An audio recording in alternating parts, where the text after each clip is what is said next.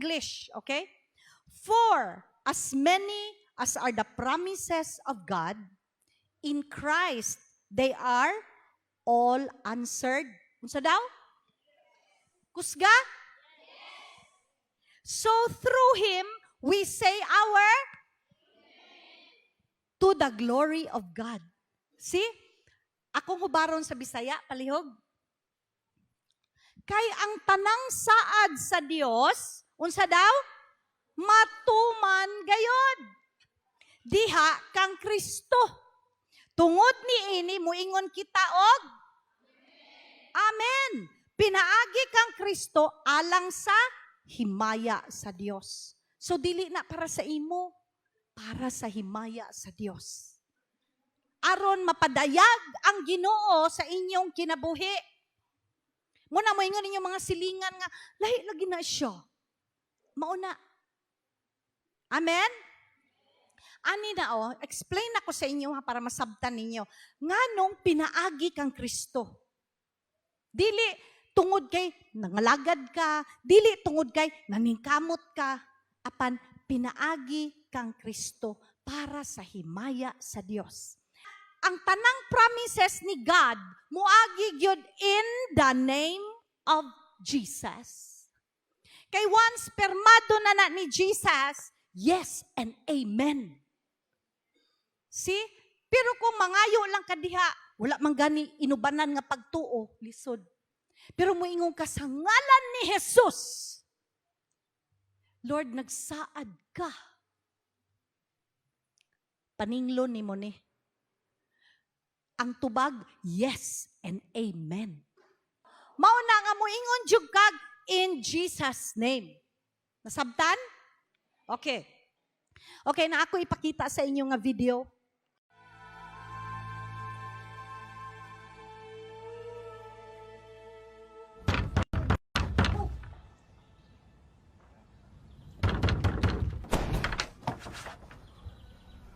We have come for your husband's debt. Pay it.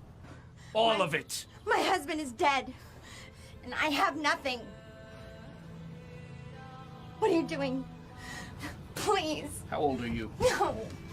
13. They will do well in my fields. Both of them.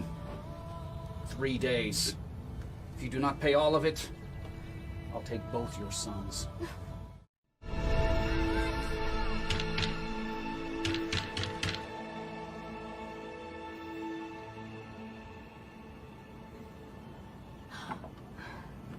Elisha. Hello. Your servant, my husband, is dead. You know he feared the Lord, and that he was known among the prophets. Now, his creditors, they want to come and take my children as his slaves. What do you have? What? What do you have in your house? I have nothing. What do you have? Nothing. Except a little oil. Bring it to me.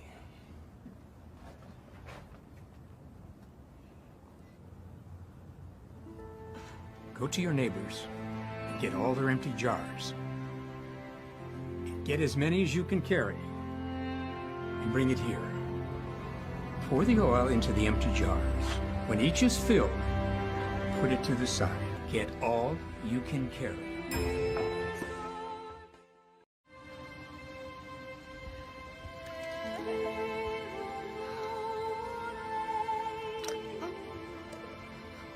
Oh.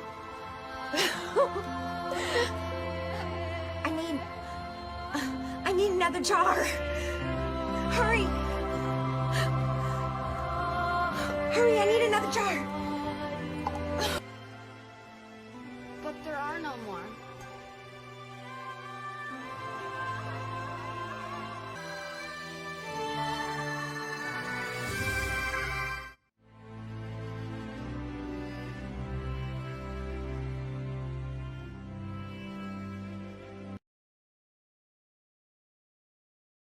Tanaw na to igsuon ang sitwasyon sa biyuda.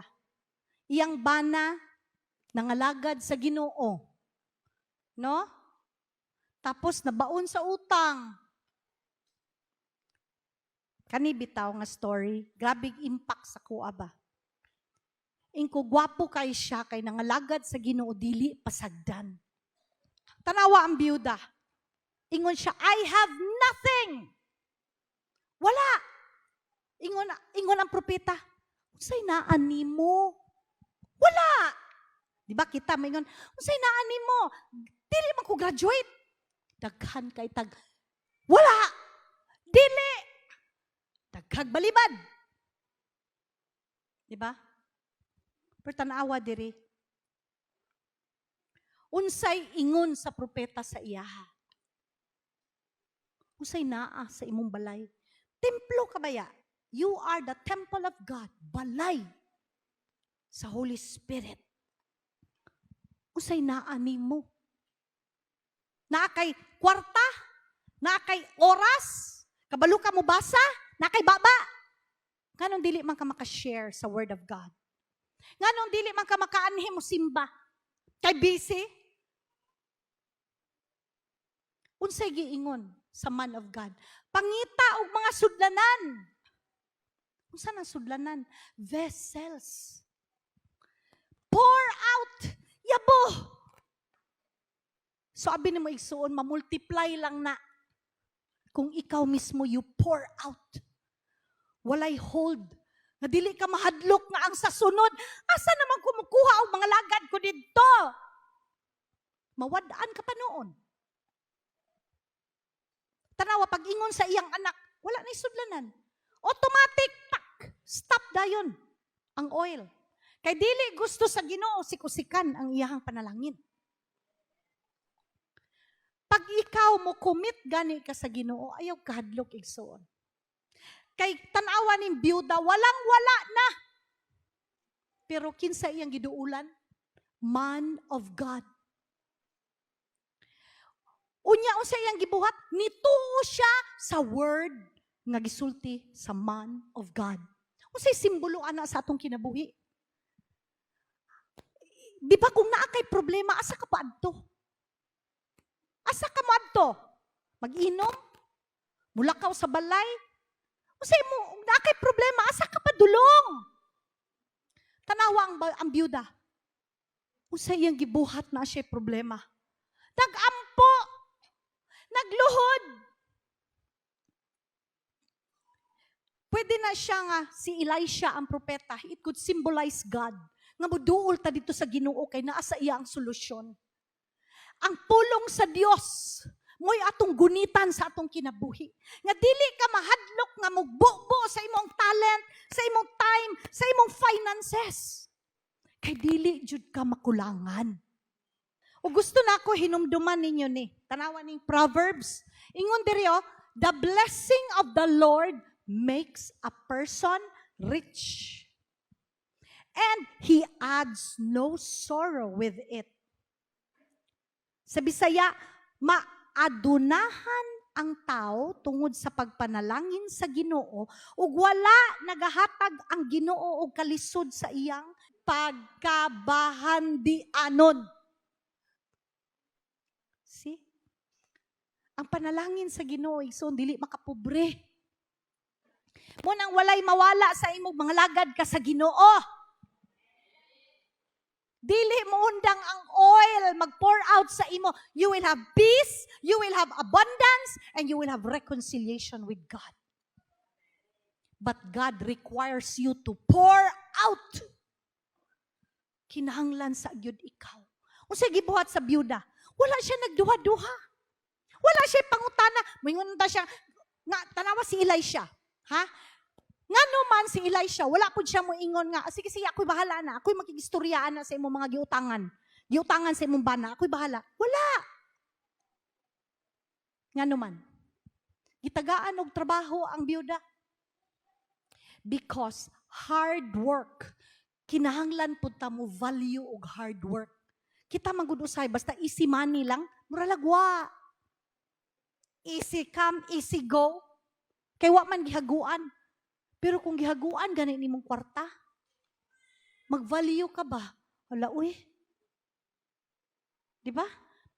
Kamo, musugot na lang ba mo? Nga hantod sa inyong pagkatiguang, pobre lang gihapon ka.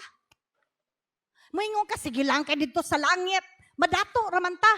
Dito sa langit. Dito sa langit. Unya karon kay napa man kasayuta. Unsa man? Musugot na lang ka nga buslot ng imuhang atop. Mukat-kat day ka og magbulkit.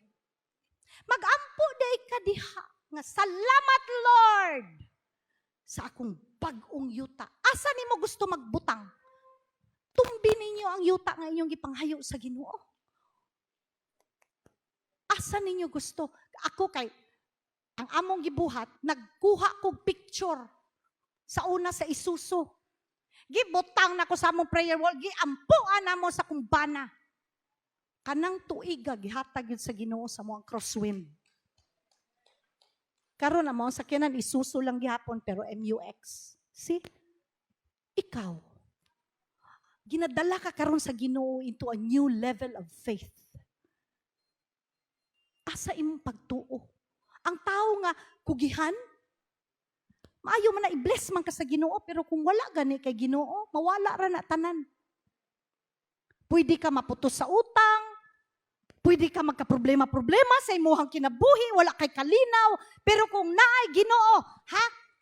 The blessing of the Lord makes a person rich. Padatuon ka sa Ginoo, igsuon. Amen? Dili ko gusto anang pastor nga mayon sila nga prosperity. Oy, kisay gusto nga pastor nga pobre. Abe, hala pastor, gusto ka pobre ka? Kinsa kaya ganahan mga lagad sa Ginoo? Kung ikaw mismo balot sa utang. Di ba? So ikaw nga nagtawag sa imong kaugalingon nga Kristohanon diha sa imong silingan, dapat makita sa imuhang kinabuhi ang kalahian. Amen? Ikaduha, 2 Corinthians 9:8. Og ang Dios makahatag kaninyo labaw sa inyong gikinahanglan. Aron dili kamo kulangon o kanunay kamong makatabang sa uban. Mao day na nga may kay gipadato na gyud ko sa Ginoo. Igsuon, pour out. Like ang widow, imo gina siyang i-share, imo gina siyang iabo aron managhana siya. Kabalo ka nga na healing verses, kabalo ka nga na prosperity verses, claim it. Dili ka magsugot para sa biyuda. Wala siya nagsugot ng kwaon niya mga anak, ibayad sa utang. Saman mo sugot na lang ka? Inana na lang ka? Ayaw! Ayaw! Kanang moabot na gyud ka sa point sa imong kinabuhi nga dili na gyud ko mosugot ane. Amen. Hallelujah. Ingon sa number 3. Kay ang tanang saad sa Dios matuman gayud.